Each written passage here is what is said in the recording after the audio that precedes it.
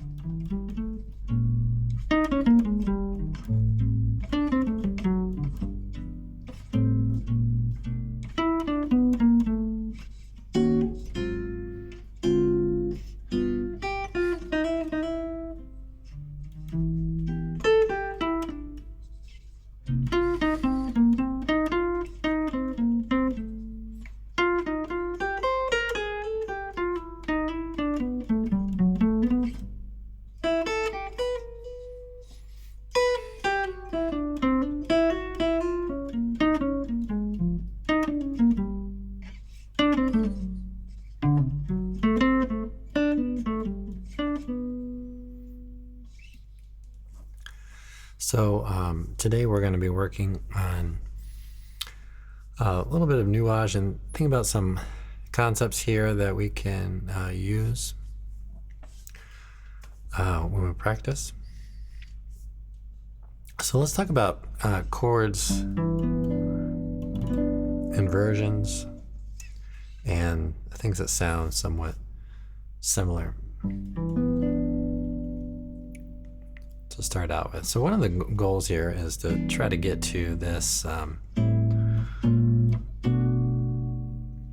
this idea of taking a single chord and maybe adding some other chords and making some movement happen. But first I want to talk about kind of getting there. So let's talk about chords that are, let's say, drop 3 type voicings, like G major 7 here, third position. So if we take that kind of chord, let's say G major 7, and take the first inversion of it, try to keep the same strings. So we've kind of reordered those tones. Then we have this sound. So this is 5th position. Second finger's on the 7th fret, 6th string here. Okay. Now this is very close in sound to a B minor 7. So you can hear that one note that's different there. So this is G major 7 over B, and this is B minor 7. All right, so that's the similarity there. All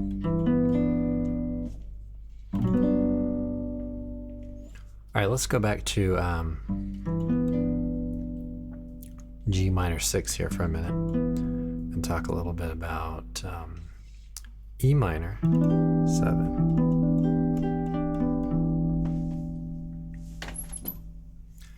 All right, so that's sort of a similar sound, right? So we have Right, so you can hear I'm playing E minor 7. If we think about a G6, it's kind of like the first inversion of E minor 7.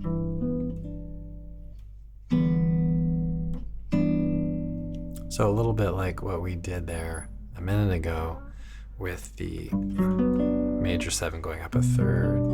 So E minor 7 going up a third, which happens to be a minor third, but okay, so we get this E minor 7 in first inversion. So when we have, let's say, a minor chord,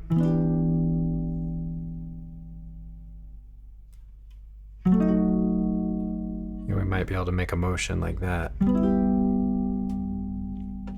So we might be able to say, okay, E minor 7. So it's kind of in, you might say F sharp minor 6 or B7 over F sharp. And this chord, or maybe even this chord. Right, so we have these moments where we can kind of create a bridge between some of those similar sounding chords to create a little bit of movement. So that's one that works well on the minor. In major, since the third is a little further away, we can create this other motion. So let's say G G6, or you could play G major 7, play A minor. We could go straight to the B minor, but it's gonna work out nicely if we play like this, A minor, and then the B flat minor. And what's nice about that is you get 1, 2, 3, 4, 1. And then you might go back to the 1, or you might just start heading back down to the 1. All right, so another kind of version of that is to try playing, let's go to G major 7. So let's say we play G major 7, A minor 7, and then play like a B flat diminish. And then maybe go to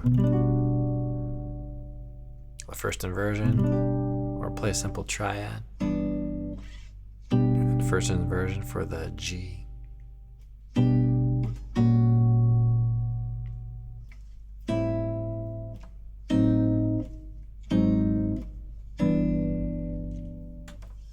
So we can create these little motions, sort of bridging the gap between those two similar kind of sounding chords.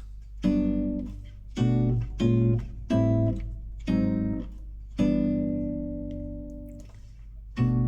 you can kind of create turnarounds out of them too.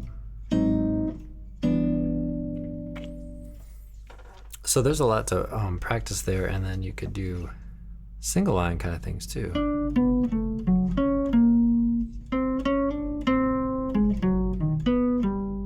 And practice doing single lines through those kinds of changes and things.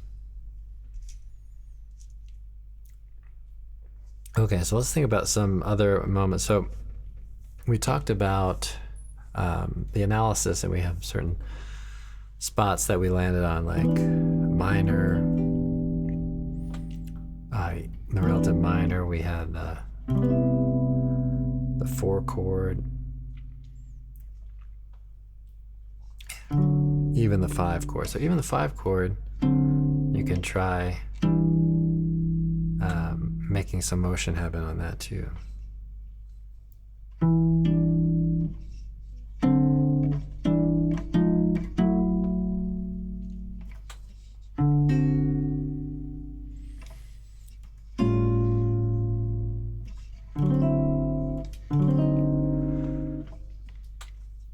Okay, let's look at the 4 chord. So here we have a drop 2 type voicing. So let's look at what we would have above there that's sort of a similar sound. So you check a couple things. You can try the first inversion of a C major 7. And then we can compare that to the E minor 7. So that's a similar kind of sound, similar kind of concept, right? The only note difference is this note here, C and D.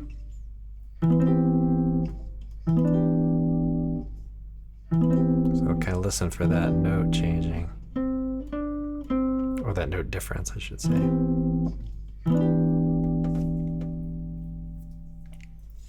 All right, so similar concept to the G. So you have D minor, a half step below the E, so go like that.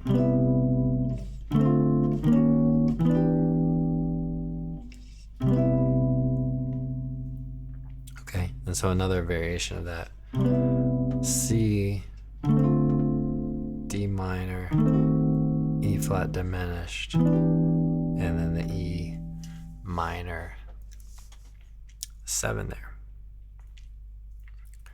Moving through there. All right, so I'm going to do a little more playing to take a little break here.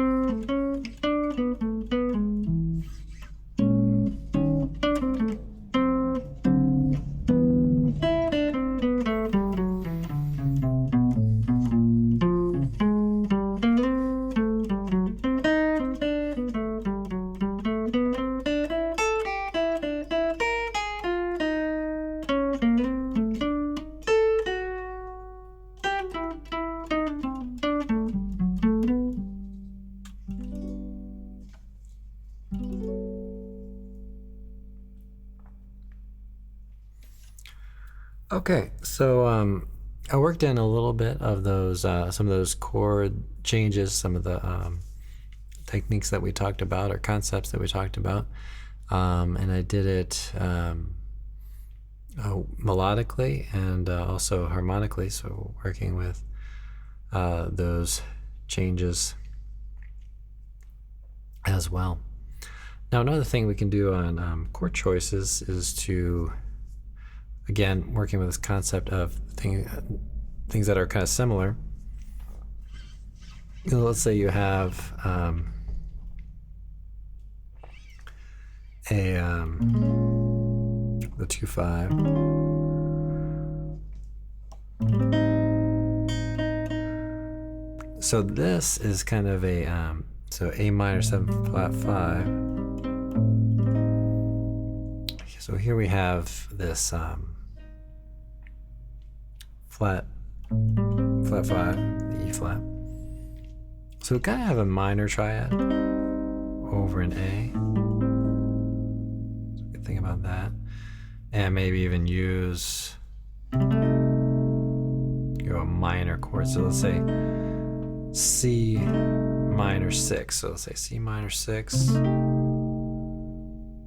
and then we can go down to A diminished maybe, which is, so let's talk about how that's similar. So if we took the A minor 7 flat 5, took the first inversion of that, right? But then we get the C6, C minor 6. If we have a D7 flat 9, might be able to put that over the A, maybe create some motion there. Another thing that's nice to do is to maybe try the sharp 9 rather than the flat 9. So then we're getting into what extensions we're choosing on it. So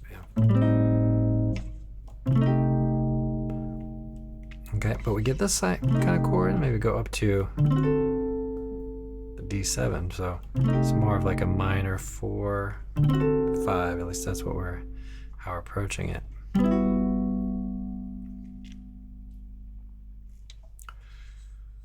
Right, so and then you could take other voicings, see how those kind of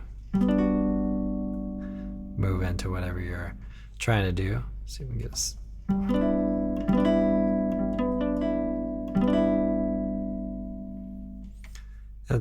Just try to experiment, kind of, let's say,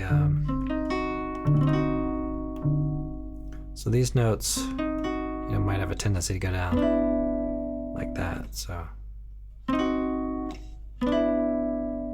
try to place them over the root. So that's kind of the approach I just took. So it took like that, and then took this. Okay, a little bit of a stretch to reach that, but.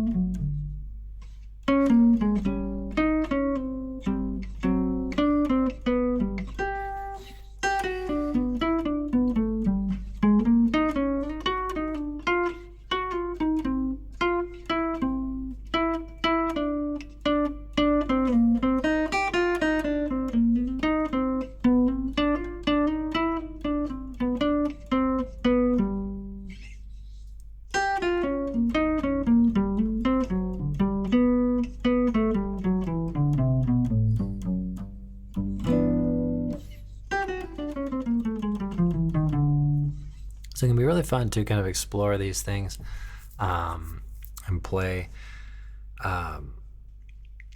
through the changes. And one thing I was doing there was kind of pointing out some of those moments where the chords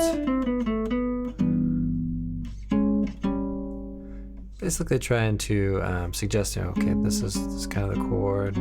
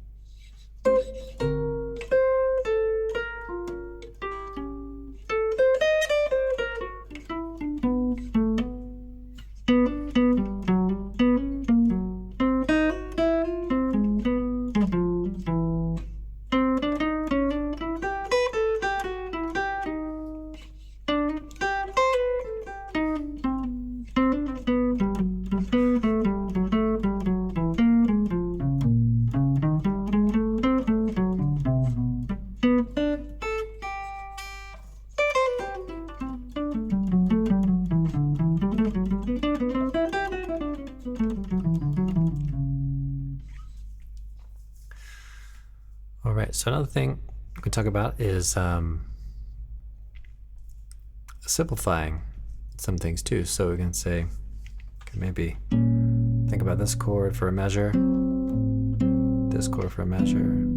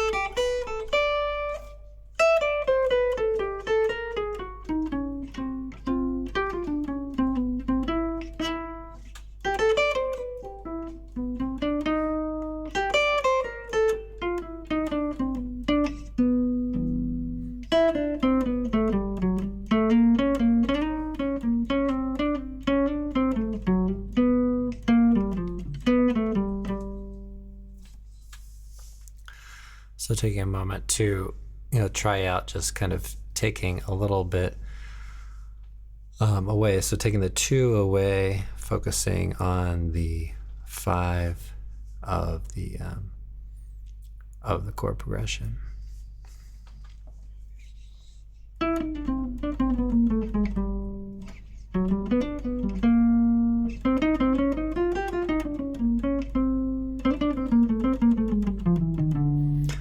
And then maybe coming up with some alternate sort of changes. So let's say you have this, the moment where we have 2, 5, 1, and E minor. We could say, okay, maybe create a 5, and then a flat 6, and then back to the 5, and then to the E minor. So that's one thing that I did there. Could also sort of take a little bit of the in-between of the F sharp minor 7 flat 5 and create a suspended B suspended, the flat 9 and the 7 and all that, and then see if you can come down into the B7, the flat 9, and then resolve that into the E minor.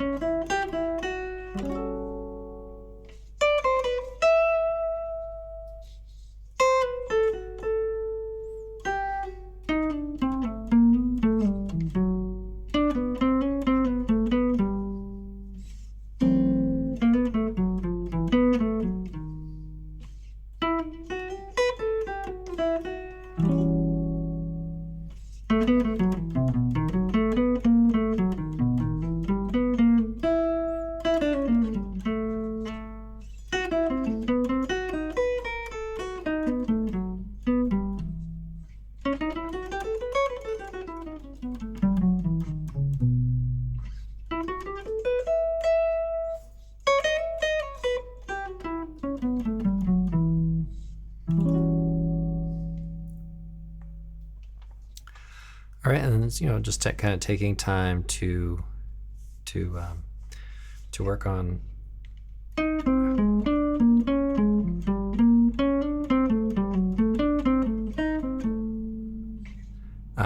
the different moments there.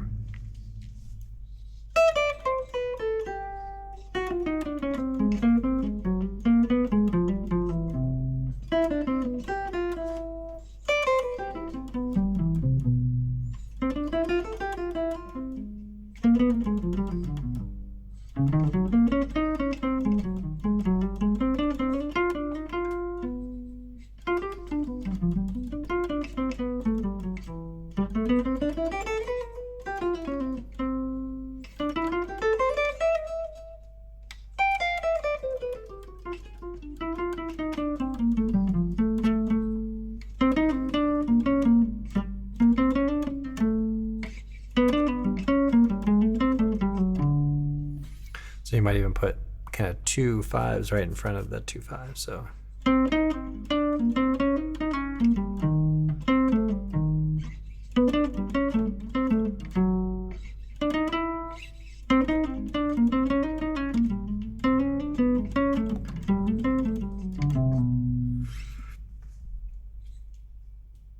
So you can embed different things, side slipping also, but it's already kind of side slipping, but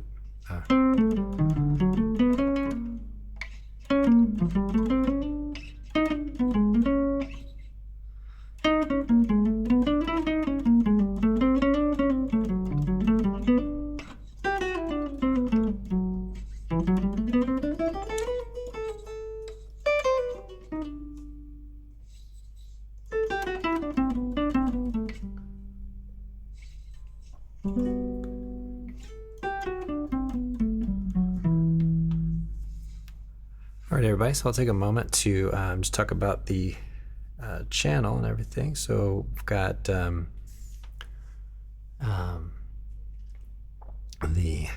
lessons and talks on the YouTube channel, youtube.com/fretprints. And so if you are already a member, thanks for your membership there, and I hope you're getting a lot out of it. And so for a good amount of time, I've been working in this as a podcast, partly so folks can have a sample of what's going on in the member area.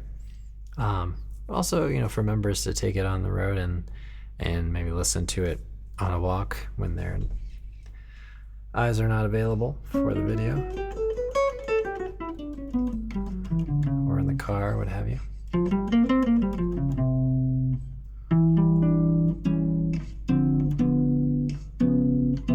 If you do have a chance to watch this live, generally beyond about 1:30 Eastern time.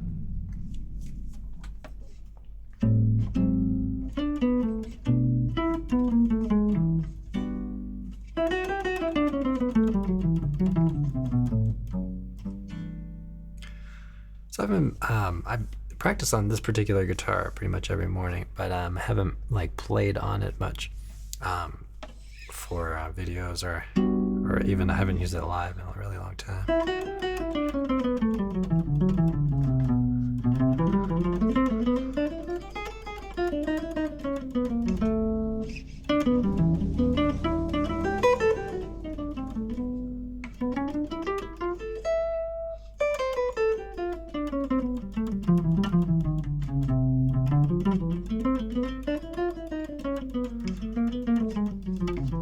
But I thought this might be a nice choice for doing Nuages, doing video on that tune.